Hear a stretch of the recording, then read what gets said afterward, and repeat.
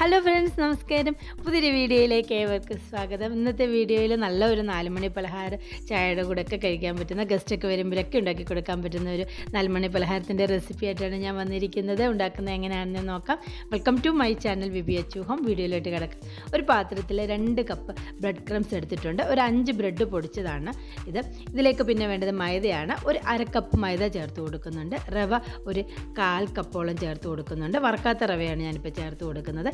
പിന്നെ വേണ്ടത് സവാളയാണ്. 2 സവാള സ്ലൈസായിട്ട് അരിഞ്ഞത് ചേർത്ത് കൊടുക്കുക. കട്ടി കുറച്ച് അരിഞ്ഞത് വേണം സവാള ചേർത്ത് കൊടുക്കാൻ.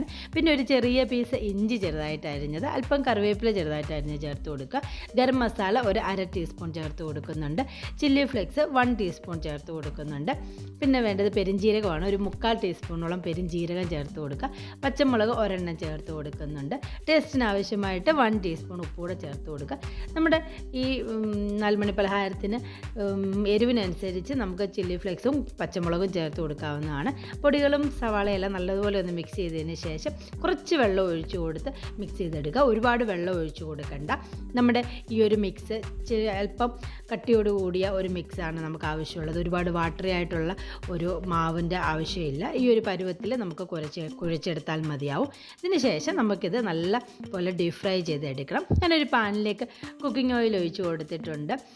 ഫ്ലവർലെസ് ആയിട്ടുള്ള ഓയിലാണ് എടുത്തിട്ടുള്ളത്. ഇതിലേക്ക് നമ്മുടെ സവാള, ബ്രെഡ് ക്രംസ്, മൈദയുടെ മിക്സ് ചെറിയ ചെറിയ ബോളുകളായിട്ട് നമ്മുടെ ഇഷ്ടത്തിനനുസരിച്ച് നമുക്ക് സൈസ്, ഷേപ്പും ഒക്കെ ഉണ്ടാക്കി എടുക്കാവുന്നതാണ്. ഞാനിപ്പോൾ ചെറിയ ചെറിയ ബോളുകളായിട്ടാണ് ഇട്ട് കൊടുക്കുന്നത്.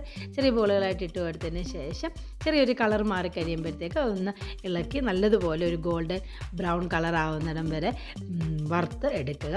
നല്ലൊരു ഡീപ് ഫ്രൈ ആയിട്ട് എടുക്കുക. വളരെ പെട്ടെന്ന് തന്നെ ഈസി ആയിട്ട് തയ്യാറാക്കി എടുക്കാൻ പറ്റും. ഇപ്പം ഞാൻ കുറച്ച് വറുത്തെടുത്തിട്ടുണ്ട്. എണ്ണ പോകുന്നതിന് ശേഷം പാത്രത്തിലേക്ക് മാറ്റാവുന്നതാണ്. 4 മണിക്ക് നമുക്ക് ചായയൊക്കെ റെഡിയാക്കുന്ന സമയം കൊണ്ട് തന്നെ പെട്ടെന്ന് തന്നെ ഉണ്ടാക്കിയെടുക്കാൻ പറ്റും. എല്ലാവർക്കും ഇഷ്ടപ്പെട്ടെന്ന് കരുതുന്നു. എല്ലാവരും ഉണ്ടാക്കി നോക്കുക. എൻ്റെ വീഡിയോ ഇഷ്ടപ്പെട്ടെങ്കിൽ സബ്സ്ക്രൈബ് ചെയ്യുക, ലൈക്ക് ചെയ്യുക, ഷെയർ ചെയ്ത് സപ്പോർട്ട് ചെയ്യണം. പുതിയൊരു വീഡിയോ ആയിട്ട് കാണുന്നിടം വരെ bye. Thank you for watching my video.